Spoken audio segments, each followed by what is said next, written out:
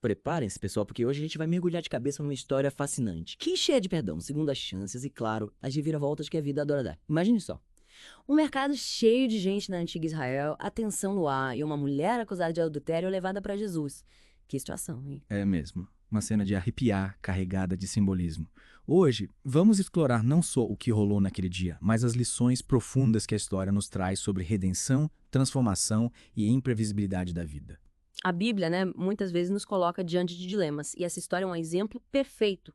Como Jesus, conhecido pela compaixão, lidou com essa situação explosiva, ainda mais levando em conta as regras sociais e religiosas da época. O que me fascina é a postura de Jesus. Ele não se deixa levar pela multidão, nem sai julgando a mulher.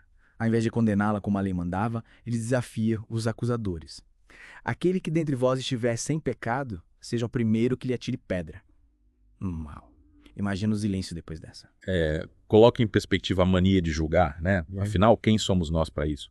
Mas me diga o que acontece depois que a multidão vai embora. Jesus, a sós com a mulher, a convida a pensar nas suas ações. Ele não absolve, mas também não a condena.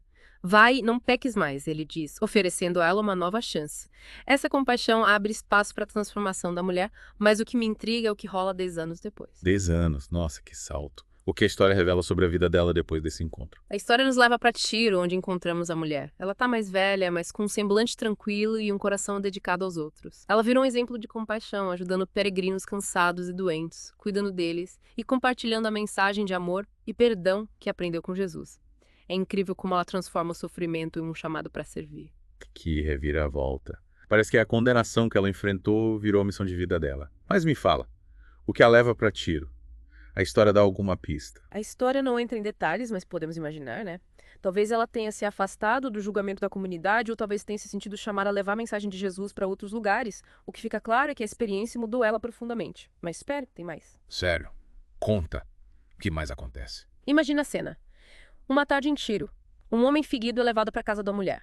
Ele está quase morrendo. Quando ele acorda, ele reconhece na mulher a mesma mensagem de Jesus que ele ouviu anos atrás. E num diálogo emocionante, ele confessa que conheceu Jesus, mas não aproveitou a oportunidade. Cego pelo ciúme, ele abandonou a esposa depois do episódio na praça e carregou por anos o peso da traição. E adivinha quem era esse homem? Espera, não me diga que era. Exatamente. Era o marido dela. O destino, de um jeito surpreendente, juntou os dois de novo. Reviravolta, né? Ele é agora vulnerável e precisando de ajuda diante da mulher que ele rejeitou. De arrepiar. Liga! Que ironia. Mas como ela reage ao ver o homem que a traiu, que a humilhou publicamente? É aí que a história atinge o auge da mensagem de perdão e compaixão. A mulher, ao reconhecer o ex-marido, não o rejeita, não julga. Ela acolhe com a mesma compaixão que ela dedica a todos que chegam na casa dela. Que demonstração de perdão. Imagina as emoções que ela sentiu, a força para superar a dor. Sem dúvida. Ela demonstra uma grandeza de alma inspiradora, colocando o amor acima da vingança. E é nesse momento crucial que a história nos convida a pensar. Será que a gente também é capaz de perdoar quem nos machucou? Uma pergunta que mexe com a gente, nos desafiando a buscar essa capacidade de perdão.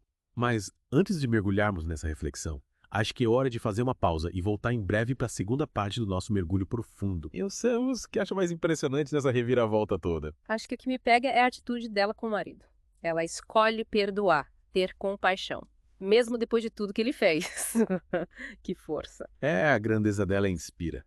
E esse perdão nos leva a uma pergunta. O que é perdoar de verdade? É só esquecer a ofensa, ignorar a dor. Acho que perdoar vai além de esquecer. É complexo, né? Envolve reconhecer a ofensa, lidar com a dor, escolher conscientemente libertar a si mesmo e o outro do ressentimento. É isso. E essa escolha de perdoar como a mulher da história não significa negar a injustiça, mas se libertar do controle da mágoa e da vingança. É como se ela dissesse: eu sei a dor que você causou, mas ela não vai me definir. Escolho seguir em frente livre do rancor. Que bela interpretação. E perdoar não é fraqueza, mas força interior, capacidade de amar e se libertar da amargura. E você, como especialista, o que diria sobre o arrependimento? O marido também parece se arrepender dos erros do passado, né? O arrependimento de verdade é fundamental para quem busca e para quem concede o perdão. No caso do marido, o arrependimento vai além das palavras, ele se humilha diante dela, reconhece a grandeza da mulher que ele rejeitou, se mostra vulnerável, precisando de cuidados. Ele depende da compaixão daquela que ele feriu. Essa vulnerabilidade talvez seja o primeiro passo para uma mudança interior.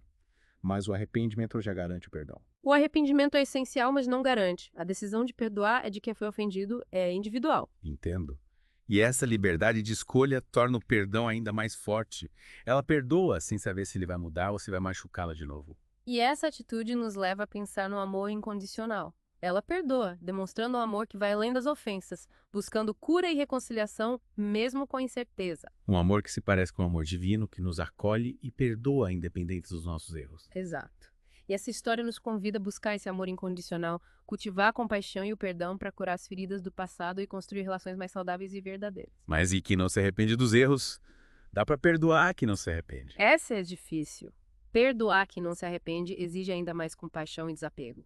É um processo que pode levar tempo e exige trabalho interior. É como se disséssemos: eu me liberto do ressentimento que você me causou, mesmo que você não reconheça a dor que me causou. Eu sigo em frente com meu coração em paz, independente da sua atitude. Exatamente. Essa libertação, esse desapego da necessidade e reconhecimento do outro pode ser o caminho para a cura, mesmo quando não há arrependimento. Mas como encontrar forças para perdoar, principalmente quando há muita dor e injustiça, a história nos dá alguma dica. Ela, ao perdoar, demonstra a força da fé. Ela encontra em Jesus um modelo de amor, perdão e compaixão e se inspira nele para trilhar seu caminho de cura. É como se a fé conectasse a uma fonte de amor e perdão, nutrindo a alma e dando força para superar a dor e o ressentimento. Isso. E essa conexão com o divino pode ser um caminho para encontrarmos força para perdoar, para nos libertar do passado e trilhar um novo caminho de paz. Mas e a culpa?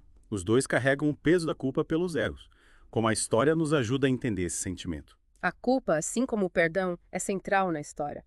Ela, ao ser acusada, é confrontada com a culpa. Mas em vez de deixar consumir, ela busca o perdão de Jesus e começa a se transformar. É como se a culpa, em vez de prendê-la, a empurrasse para a mudança, para um novo caminho. Exato. E ele, por sua vez, carrega a culpa por ter abandonado a esposa. Essa culpa o atormenta e impede de ter paz. É como se a culpa fosse um peso impedindo de seguir em frente. E o que a história ensina sobre lidar com essa culpa?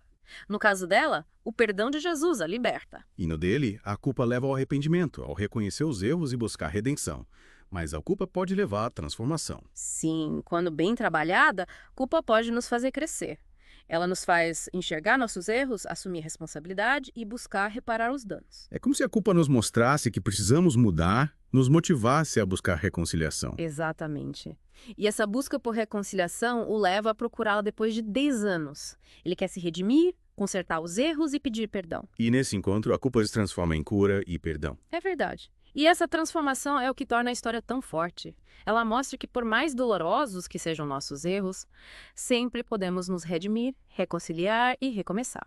E que a compaixão e o perdão são as ferramentas mais poderosas para quebrar as correntes da culpa e trilhar um caminho de cura, paz e amor. Mas essa transformação individual se reflete na comunidade. A história começa com ela sendo julgada pela multidão. Boa pergunta.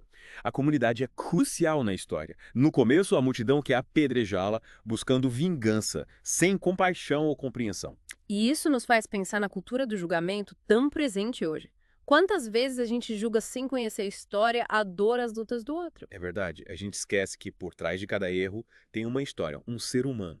E a história nos convida a questionar essa mania de julgar, a buscar empatia, compaixão e compreensão. Afinal, quem somos nós para julgar? E que lição a gente tira da mudança da multidão? Depois de Jesus falar, eles vão embora e deixam a mulher em paz. Acho que essa mudança, mesmo pequena na história, mostra que compaixão e perdão transformam não só pessoas, mas comunidades. A mensagem de Jesus, aquele que dentre vós estiver sem pecado, questiona a hipocrisia e abre espaço para a mudança. É como se a mensagem de Jesus plantasse compaixão e perdão na comunidade, desafiando seus valores. E você? O que acha que essa mudança nos ensina sobre a importância do perdão para uma sociedade mais justa?